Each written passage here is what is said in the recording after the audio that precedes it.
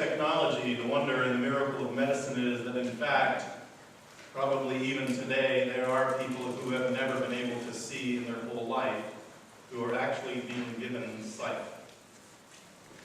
Yesterday, searching for a blog I read a few years ago, actually about 8 years ago, of a man who documented the whole experience. I couldn't find it, but what I did see was, and I encourage you, if you have access to the internet, go and look. Not only are there people who have never been able to see their whole life, who through the miracle of many different kinds of procedures are actually being able to see for the first time, there are also people who are given hearing for the very first time in their whole life. If you witness some of the videos about the hearing, it might overwhelm you with how emotional the response is. How incredibly life-changing, how moving from one kind of life to a whole other kind of life. What I found interesting in the ones who had documented his experience, he, after 30 days of talking about what it was like first to see, but then have no idea what he was seeing. He had no idea that the word clouds referred to what was appearing in his mind and in his brain. He had to learn to see even after he could see. What he said, which I hope I never forget, is after 30 days, he said actually he thought that visual seeing was a distraction. And then it was when it was really hard to understand something, he would cover his eyes and block out the distraction of seeing so that he could see the way he used to see. Okay, sermon over. There are so many dimensions to this seeing. The physical and the spiritual, the depth of our inward eye, and the sense of how we are seen. This story is not just about a man who couldn't see. It was about a story of a community who once a man could see, they then couldn't see. It was a journey of both seeing and not seeing, of coming to sight and coming to blindness. There is this incredible depth of the human experience. I was thinking in particular of the enormous privilege I have had in being with human beings who are going through similar kinds of experiences like this. And I don't mean these two that I'm going to talk about as if they are the only thing that defines this. But I, in my lifetime, had the privilege of sharing in a ministerial group with a young man. He was a new Lutheran pastor. And in the time of our commitment to each other, he began to come to the awareness that he was gay.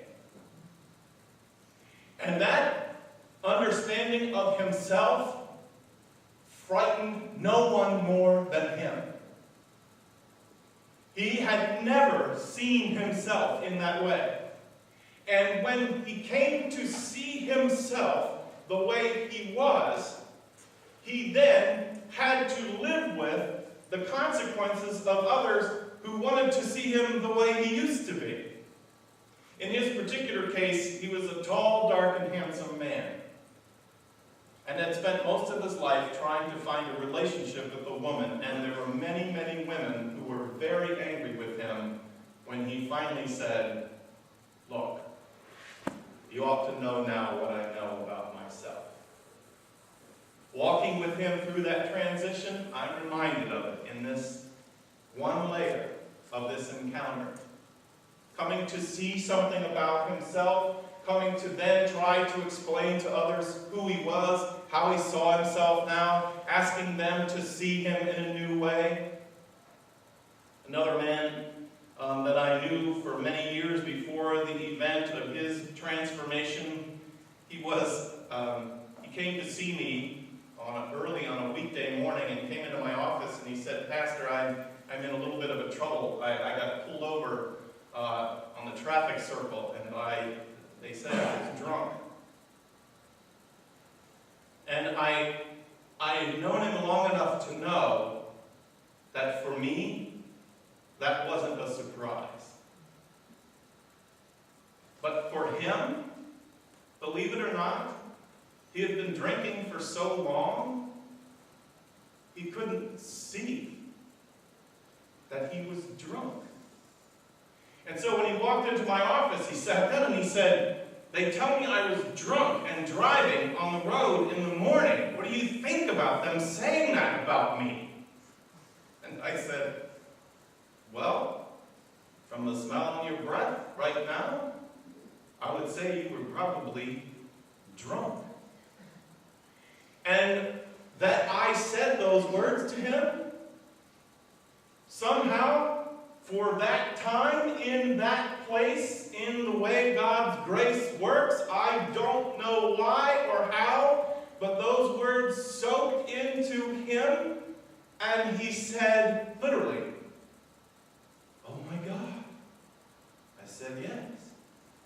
He said, "What do I do?" It was clear he had been living with himself all these years and had never really seen himself or the effects of what he was doing. He had never seen it. He had practiced so hard being intentionally blind, and that day, in that moment, I was there when the scales fell away, and he said to me, "What do I do?" I said, "Well, here's a meeting list. 90 days of not taking a drink, surrounded by people who know what it's like to have been dead and now come to life, will do you a great deal of good." And he started that day. He went to 90 meetings in 90 days. It's been now almost 10 years. And on the anniversary of that meeting with me, he sent me a text message on the phone and said, "Pastor Lou, God is still sustaining my sight." How many dimensions of seeing and not seeing? How many times in our relationships do we struggle with what we don't yet know about ourselves or don't yet know about the other? And we try to do the best we can, but frankly, my friends, sometimes we are just blind. We are. What Jesus revealed was not just the sight that the man had, but he revealed the incredible blindness of the religious community. It is shocking how blind religious faith can make us sometimes. So I was thinking about this story in its time.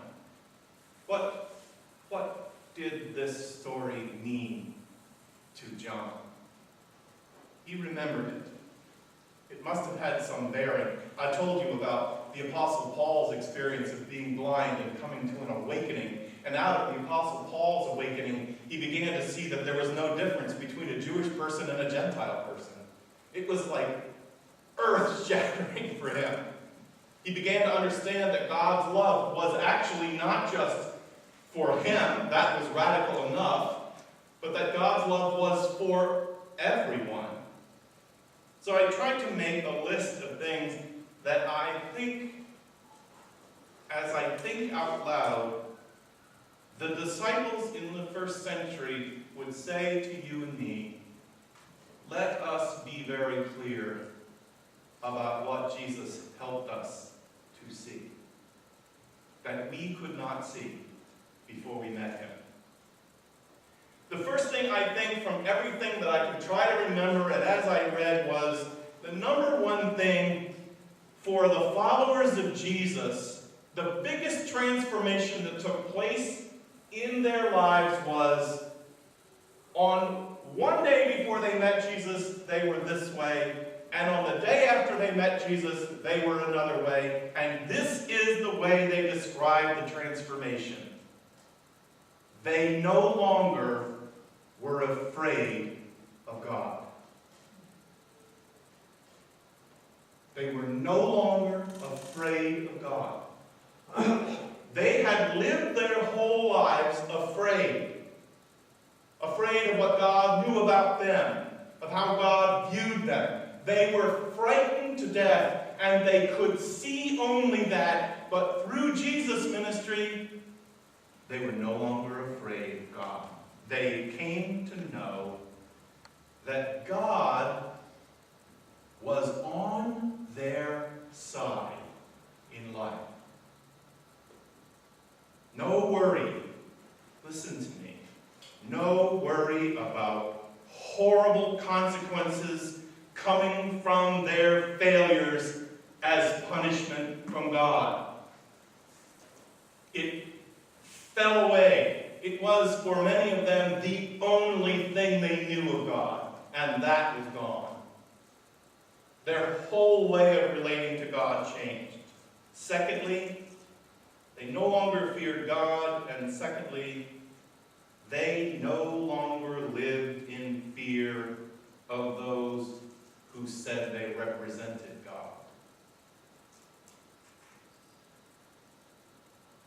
No more need to be defined by the rituals of limited vision that are often held by religious leaders who, whether they admit it or not, had long ago lost sight of God entirely. These people, they represented God. They wore robes. They were in places of power. And what the disciples began to understand was they had, in fact, made themselves out to be God. And they were not. Third, the disciples began to see life as limitless. Limitless. Limitations, the things that had limited them about what they could do, what they could be, how they could think about themselves, the limits fell away. They literally fell away. And I imagine that the first place where that began to happen was when Jesus went to that wedding in Cana, and they went into the room and they ran out of wine, and Jesus said, not a problem, go get those 500-gallon jugs and bring them over here. And all of a sudden, all the water in the jugs was wine. What they're trying to tell us in the story was that in their experience of Jesus, not in a kind of science fiction way or some sort of definable way, but the limits of their lives were pushed way back. Jesus raised their expectations about and their sense of what could be. They began to see that things could happen. Like they say in the Old Testament, nothing is impossible with God. Nothing. They began to believe in the impossible as being part of their life. Someone said the word impossible. If you break it down, it says, I am possible. They began in their lives in a way that took them on journeys they could never have imagined. When they began to think, we talk about outside the box. What if the way I have always thought about myself is just not the limit of who I am? They stopped. The fourth thing, they stopped joining in the sacrifice of animals. I think this is pretty dramatic. They stopped. They stopped killing animals to end their guilt.